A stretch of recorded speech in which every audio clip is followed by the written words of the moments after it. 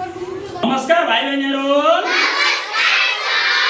आज मैले स्वास्थ्य सम्बन्धी एउटा कविता तयार गरेर ल्याएको छु। त्यो म अघि भन्छु अनि तपाईहरु पछि भन्नु है। दैनिक रूपमा खानुपर्छ अन्न कन्दमूल।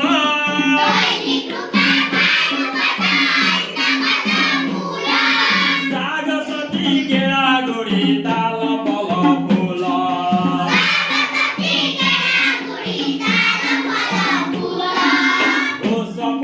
खानुपर्छ चिल्लो र गुलियो।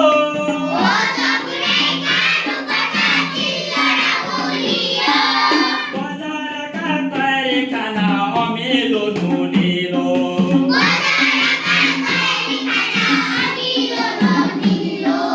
जङ्को र चिसो पेय पदार्थ नखाने।